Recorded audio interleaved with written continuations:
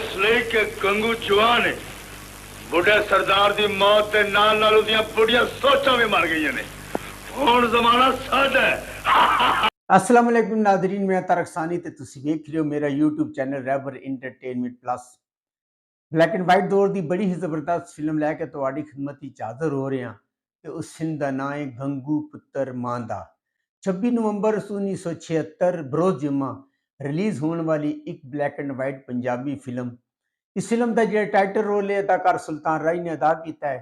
इस फिल्म के अदाकार सुल्तान राई नहीं नहीं क्या के तू मेरा इरादा नहीं बदल सकती। नजमा, इकबाल हसन, पर शम्मो समझ नहीं आई। नीलो, अकबर ने सुदूर कर ले। औरंगजेब, इरादी बात छड़ रहा है। सीमा,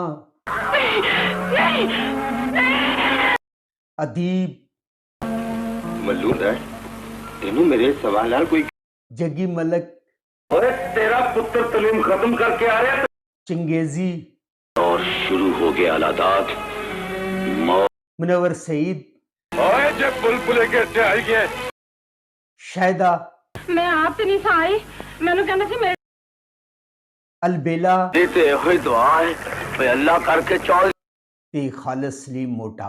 हदायत हफीज अहमद, फिल्म साज यूनुस मलिक ते एदा म्यूजिक दिता है सलीम इकबाल ने। अफजल खान का नाम सरदारा होंदा है ओए आया शाहू ना गया अंदर ते जेड़ी सीमा होंदी है उदा नाम राबो होंदा है। ते सरदारे का एक दोस्त होता है शाबू, जिसका किरदार अदाकार चंगेजी ने अदा किया है। ये आपस में दोस्त होंगे। ते पिंड का जिहड़ा चौधरी होंदा है अलादाद का किरदार अदाकार जग्गी मलक ने अदा किया है। सरदारा जिहड़ा होंदा है उन्हें जग्गी मलक के खिलाफ गवाही दी होंदी है, जिसकी वजह तो उन्हें सजा होंदी है और इस चीज़ का उन्हें सख्त गुस्सा आता है और आंदा है और आके सरदारे नूं कतल कर देंदा है। सरदारे का एक पुत्र भी होंदा है जिहड़ा कि शाबू ते सरदारे नाल जा रहा होंदा है और राह च जग्गी मलक उहदे गुंडे उन्होंने कतल कर देंदे ने ते जिहड़ा शाबू होंदा है वह जान बचा के निकल जाता है। सरदारे का पुत्र नादर जिहड़ा होंदा है वह भी उहदे कोल होंदा है और नादर नूं लैके शाबू छुप जाता है और जब तक नादर जवान नहीं होता उन्हां तों ओले रहिंदा है। मैं सुनिया सी जिंदगी विच पहली बारी प्यार दा सबक मां दिंदी है, पर तू मैनू नफरत दे सिवा कुछ भी नहीं दिता।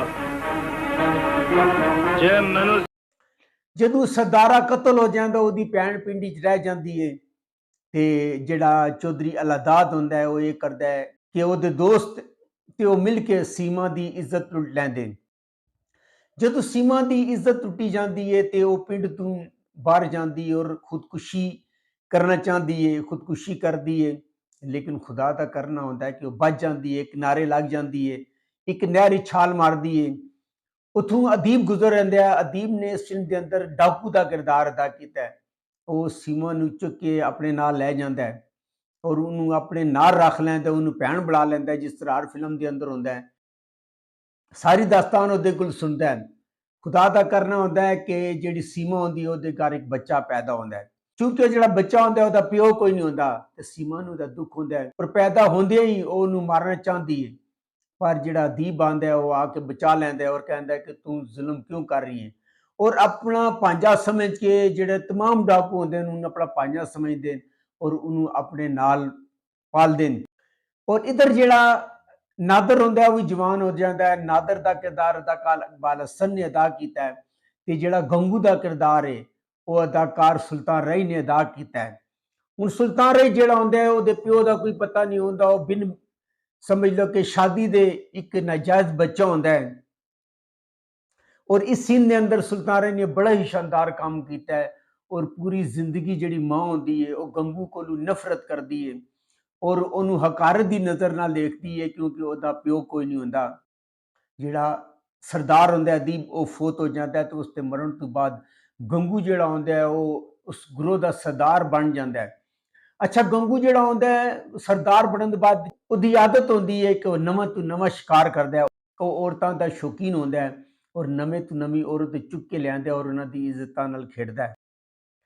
नीरव ने इस फिल्म के अंदर ਚੌਧਰੀ ਅਲਾਦਾਦ ਦੀ ਧੀ ਦਾ ਤੇ ਮੁਨੱਵਰ ਸਰੀਦ ਨੇ ਇਸ ਫਿਲਮ ਦੇ ਅੰਦਰ ਚੌਧਰੀ ਅਲਾਦਾਦ ਦੇ ਪੁੱਤਰ ਦਾ ਕਿਰਦਾਰ ਅਦਾ ਕੀਤਾ ਹੈ, ਜਿਸ ਦਾ ਨਾਮ ਹਾਕੂ ਹੁੰਦਾ ਹੈ ਤੇ ਨੀਲੋ ਦਾ ਨਾਮ ਛੰਮੋ ਹੁੰਦਾ ਹੈ। ਔਰੰਗਜ਼ੇਬ ਨੇ ਫਿਲਮ ਦੇ ਅੰਦਰ ਅਕਬਰ ਦਾ ਕਿਰਦਾਰ ਅਦਾ ਕੀਤਾ। ਚੌਧਰੀ ਅਲਾਦਾਦ ਦੇ ਨੌਕਰ ਦਾ ਪੁੱਤਰ ਹੁੰਦਾ ਹੈ ਔਰ ਪੜ੍ਹੇ ਲਿਖਿਆ ਨੌਜਵਾਨ ਹੁੰਦਾ ਹੈ, BA ਪਾਸ ਕਰਕੇ ਸ਼ਹਿਰ ਤੋਂ ਆਉਂਦਾ ਹੈ। ਨਜਮਾ ਨੇ ਇਸ ਫਿਲਮ ਦੇ ਅੰਦਰ ਜੀਰਾ ਦਾ ਕਿਰਦਾਰ ਅਦਾ ਕੀਤਾ, ਜਿਹੜੀ ਕਿ ਔਰੰਗਜ਼ੇਬ ਦੀ ਬਚਪਨ ਦੀ ਮੰਗੇਤਰ ਹੁੰਦੀ ਹੈ ਤੇ ਔਰੰਗਜ਼ੇਬ ਦਾ ਨਾਮ ਇਸ ਫਿਲਮ ਦੀ ਅਕਬਰ ਹੁੰਦਾ ਹੈ। ਨਾਦਰ ਜਦੋਂ ਜਵਾਨ ਹੋ ਜਾਂਦਾ ਤੇ ਜਿਹੜਾ ਉਹਦਾ ਚਾਚਾ ਹੁੰਦਾ ਸ਼ਾਬੂ, ਉਹ ਉਹਨੂੰ ਇੱਕ ਖਤ ਦੇ ਕੇ ਭੇਜਦਾ ਹੈ ਔਰ ਇਹ ਕਹਿੰਦਾ ਕਿ ਤੂੰ ਪੁਰਾਣੇ ਪਿੰਡ ਜਾਣਾ ਔਰ ਜਾ ਕੇ ਉਸ ਪਿੰਡ ਦਾ ਜਿਹੜਾ ਚੌਧਰੀ ਅਲਾਦਾਦ ਉਸ ਨੂੰ ਇਹ ਖਤ ਦੇਣਾ ਔਰ ਖਤ ਦੇ ਕੇ ਆ ਜਾਣਾ ਹੈ। ਉਹ ਜਾਂਦਾ ਔਰ ਜਾ ਕੇ ਉਹਨੂੰ ਖਤ ਦਿੰਦਾ। ਜਦੋਂ ਉਹ ਖਤ ਖੋਲਦਾ ਹੈ ਤੇ ਉਹਨੂੰ ਇਹ ਪਤਾ ਚੱਲਦਾ ਹੈ ਕਿ ਉਹਦਾ ਜਿਹੜਾ ਦੁਸ਼ਮਣ ਹੈ ਸਰਦਾਰਾ, ਇਹ ਉਹਦਾ ਪੁੱਤਰ ਸੀ ਨਾਦਰ, ਜਿਹੜਾ ਉਹਨੂੰ ਖਤ ਦੇ ਰਿਹਾ ਹੈ। ਉਹ ਬਹੁਤ ਸਾਰੇ ਬੰਦਿਆਂ ਨੂੰ ਉਹਦੇ ਪਿੱਛੇ ਦੌੜਾਉਂਦਾ ਹੈ, ਲੇਕਿਨ ਜਿਹੜਾ ਨਾਦਰ ਹੁੰਦਾ ਉਹ ਜਾ ਚੁੱਕਿਆ ਹੁੰਦਾ ਹੈ। ਜਦੋਂ ਉਹ ਵਾਪਸ ਸ਼ਾਬੂ ਦੇ ਕੋਲ ਪਹੁੰਚਦਾ, ਚਾਚਾ ਉਹਨੂੰ ਕਹਿੰਦੇ ਇਸ ਚੀਜ਼ ਦਾ ਕੀ ਸਬੂਤ ਹੈ ਕਿ ਤੂੰ ਪਿੰਡ ਗਿਆ ਸੀ।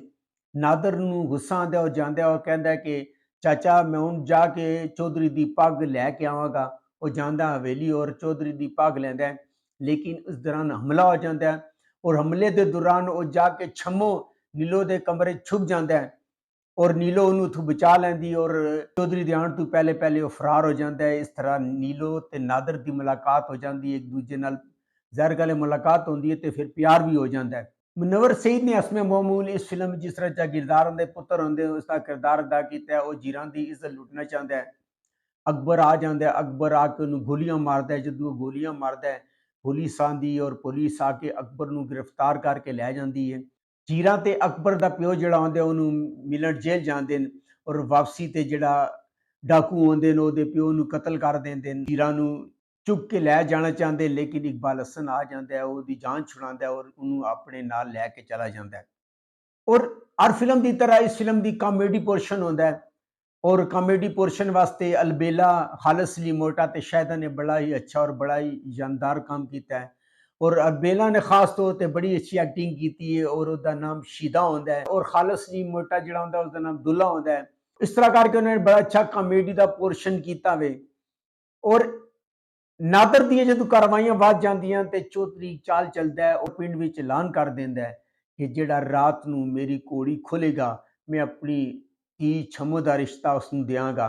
ਨਾਦਰ ਇਹ ਚੈਲੰਜ ਕਬੂਲ ਕਰ ਲੈਂਦਾ ਹੈ ਔਰ ਆ ਕੇ ਉਹਦੀ ਹਵੇਲੀ ਚੋਂ ਕੋੜੀ ਖੋ ਕੇ ਲੈ ਜਾਂਦਾ ਹੈ। ਇਸ ਦੌਰਾਨ ਹਮਲਾ ਹੁੰਦਾ ਹੈ, ਮੁਕਾਬਲਾ ਹੁੰਦਾ ਹੈ, ਪਰ ਨਾਦਰ ਬਚ ਕੇ ਚਲਾ ਜਾਂਦਾ ਹੈ, ਉੱਥੋਂ ਨਿਕਲ ਜਾਂਦਾ ਹੈ। ਅਕਬਰ ਜਿਹੜਾ ਨਾ ਉਹ ਜੇਲ੍ਹ ਤੋਂ ਰਿਹਾ ਕੇ ਆ ਜਾਂਦਾ ਹੈ। ਇਧਰ ਜਿਹੜਾ ਨਾਦਰ ਹੁੰਦਾ ਹੈ ਆਂਦਾ ਔਰ ਆ ਕੇ ਛੰਮੋ ਨੂੰ ਪਿੰਡ ਵਿੱਚ ਮੁਲਾਕਾਤ ਕਰਨ ਦੀ ਕੋਸ਼ਿਸ਼ ਕਰਦਾ ਹੈ। ਜਿਹੜਾ ਗੰਗੂ ਹੁੰਦਾ ਹੈ, ਗੰਗੂ ਤੇ ਚੌਧਰੀ ਦੀ ਮੁਲਾਕਾਤ ਹੁੰਦੀ ਹੈ ਤੇ ਉਹ ਗੰਗੂ ਨੂੰ ਚੈਲੰਜ ਕਰਦਾ ਹੈ ਕਿ ਅਗਰ ਤੂੰ ਮੇਰੀ ਹਵੇਲੀ ਡਾਕਾ ਮਾਰੇ ਤੇ ਮੈਂ ਤੈਨੂੰ ਮਰਦ ਮੰਨਾਂਗਾ। ਤੇ ਗੰਗੂ ਨੂੰ ਕਹਿੰਦਾ ਕਿ ਮੈਂ ਨਾ ਸਿਰਫ ਤੇਰੀ ਹਵੇਲੀ ਡਾਕਾ ਮਾਰਾਂਗਾ ਬਲਕਿ ਮੈਂ ਤਾਂ ਲਲਕਾਰ ਕੇ ਕਹਿਣਾ ਔਰ ਚੈਲੰਜ ਕਰਨਾ, ਮੈਂ ਤੇਰੀ ਹਵੇਲੀ ਡਾਕਾ ਵੀ ਮਾਰਾਂਗਾ ਔਰ ਤੇਰੀ ਧੀ ਨੂੰ ਵੀ ਚੁੱਕ ਕੇ ਲੈ ਜਾਵਾਂਗਾ।